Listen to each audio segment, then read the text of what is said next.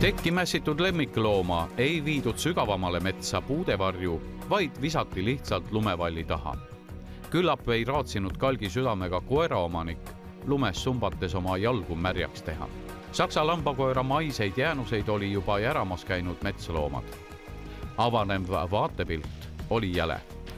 Korjus lebas just selle rajakese ääres, mida kasutavad ka koolilapsed. Kohalike ja Mupo jaoks on avalik saladus, et Haaberstisse otse Rocca al Mare kaubanduskeskuse ja Saku suurhalli taga metsatukka on omavoliliselt tekitatud loomade surnuaed. Kohalikud inimesed on šokeeritud. Natuke maha jäetud tundub jah, see ütleme nii-öelda ju keset Tallinna linna olev ilus, kena, looduslik koht, mis võiks ju olla tegelikult korda tehtud ja ma ei oska öelda, siin on alati selline tunne, et midagi hirmsat siit leida võib. Praegu naisterahvas alguses kartis, et ehk on tegu üldse mingi niisuguse juhtumiga, kus koer on ära söödud kodutute poolt või siis ei tea kelle poolt, et see vist ilmselt ei vasta tõele. Ei, seda ei usu. Ta oli pakitud teki sisse ja selgelt toodud kusagilt kodust ja sealt tekisest välja harutatud oli ta juba teiste hulguste poolt. Rebaseid on siin ilmselt piisavalt. Maa on talvel külmunud ja augu kaevamine võib osutuda tõeliseks peavaluks. Kuna ka lemmikloomade krematooriumi Eestis veel pole, siis otsustavadki loomaomanikud oma lemmiku just metsa visata. Tuleb ka odavam. Vist iga normaalse mõistusega inimene mõtleb välja mingi muu võimaluse, kui niimoodi oma sõber siis metsa visata.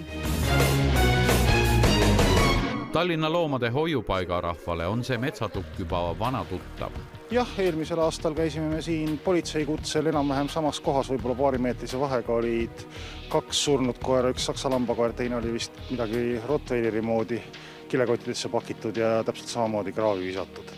Tundub, et keegi kohalik elanik on sellest metsatukast teinud endale lemmikloomade surnuaia. Tallinnas tuleb seda ette, väljaspool Tallinnat mitte, ilmselt seal on teised metsloomad, kes teevad juba kiirelt puhta töö, aga Tallinna inimestel, kortermajade elanikel ilmselt just eriti talvel ei ole nagu seda oma lappi või kohta, kuhu see loom makta ja siis parkmetsadesse neid ikka leitakse. Järjekordselt suutis üks koeraomanik veidi rahakest kokku hoida ja tema lemmiku korjuse minema toimetamise plekib kinni maksumaksja. Ilmselt ei suudeta ka seda tõbrast tuvastada, sest kiipi polnud koerale pandud või olid selle metsaasukad juba nahka pistnud. Rocca al Mare koolis käivate lastevanemad võiksid aga oma maimukestele igaks juhuks šoki vältimiseks ka valitooli kaasa panna.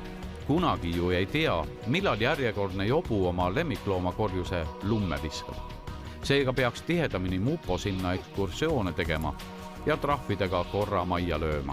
Seda koera nüüd õnneks küll metsast ei leitud, aga praegu hanged on kõrged, koerad pääsevad kergesti üle aia ja just pool tundi tagasi leitida siis Nõmmelt Vaigu tänavalt, nii et kui peremees, sa meie saadet vaatad, ole hea, mine Tallinna varjupaika ja too oma koer ära.